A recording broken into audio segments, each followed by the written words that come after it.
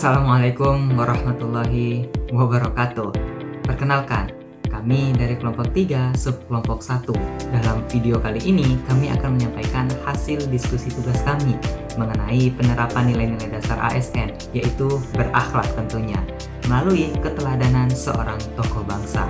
Dan tentu saja, tokoh yang kami pilih bukan sembarangan orang, melainkan Ibu Siti Fadila Supari, Menteri Kesehatan Republik Indonesia periode 2004 sampai 2009. Beliau dikenal sebagai sosok yang berani, tegas, konsisten dalam memperjuangkan kepentingan rakyat Indonesia, bahkan ketika menghadapi tekanan besar dari dunia internasional. Sikap berorientasi pelayanan beliau terlihat dari usahanya mengutamakan kepentingan masyarakat, membela hak Indonesia atas akses obat dan vaksin, mendorong pemerataan layanan kesehatan, serta bersikap tegas namun tetap peduli pada rakyat kecil. Beliau menolak praktik memonopoli vaksin yang tidak adil dan memilih berpihak pada rakyat Indonesia agar tetap terlindungi. Akuntabel dan kompeten. Sebagai seorang kardiolog, beliau kompeten dalam bidang kedokteran dan kesehatan. Dalam kepemimpinan, beliau akuntabel dengan keputusan yang tegas seperti menghentikan pengiriman sampel virus flu burung ke WHO demi melindungi kedaulatan bangsa.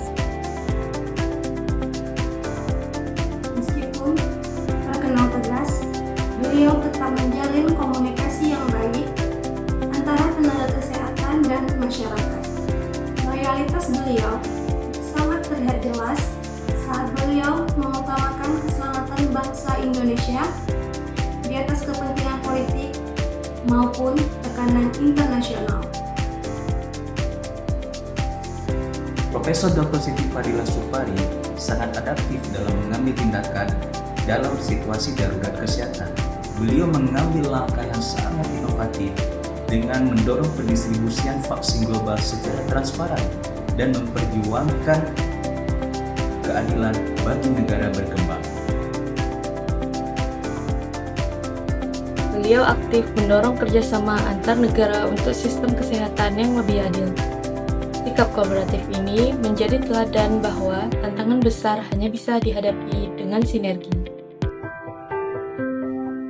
Saya mengusir pakar dari WHO karena WHO pada waktu itu akan mendeklarasikan pandemi yang epicenternya di Indonesia, di Kabanjahe, Tanah Karo. Nah, menurut saya tuduhan WHO itu tidak benar karena dia menuduh human to human transmission. Menurut saya, Anda tidak bisa menuduh hanya secara epidemiologi. Anda kalau menuduh itu mana virusnya. Nah, kebetulan kita punya tim yang jagoan virolog. Mereka meneliti virus yang ada di Kabanjahe yang dikatakan menular dari manusia ke manusia tersebut.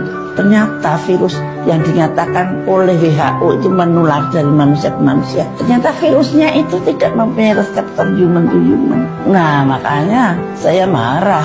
Bayangkan saja kalau saya menerima itu, oh iya, dan kita silau dengan ahli-ahli asing gitu ya, takut pasti terjadilah pandemi pada tahun 2006. Itu pandemi flu burung ya?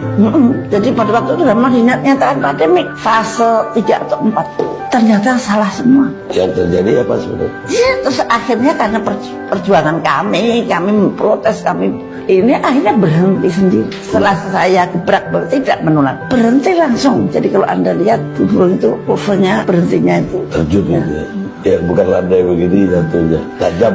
Nah, disitulah sebetulnya kita tuh harus berani dalam berpikir sehat. Maksudnya kalau kok ganjel ya kita harus berani mengeluar. Jangan nurut terus. Ada 8 orang kena flu burung, 7 mati. Lah oleh epidemiolog dibilang ini menular ini dari sini ke sini, dari sini ke sini. Tapi ternyata virusnya setelah diperiksa ternyata tidak menular. Itu loh. Gara-gara itu ibu usir aja udah. Ya saya usir karena kok bukan hanya itu kan, kalau itu saya tidak bisa membuktikan, maka Indonesia dinyatakan sebagai sumber pandemi flu burung akan mengalami kesulitannya seperti sekarang ini pada tahun 2006. Nah saya nggak mau masa negara saya jadi pandemik gitu. Waktu itu saya berusahanya setengah mati. Rasanya sedih banget kok sampai negara saya itu sampai kena pandemi. WHO-nya melawan, tidak Terus jadi. kita lawan, tapi WHO-nya terus mundur, tidak jadi mempandemikan flu burung di Indonesia. Tapi menjual vaksin, Udah lama saya tolak, saya tidak butuh vaksin. Lebih baik menjadi harimau sehari daripada menjadi kambing seumur hidup. Dari beliau kita belajar bahwa menjadi pemimpin itu berarti berani berdiri untuk rakyat meskipun menghadapi tekanan yang sangat besar.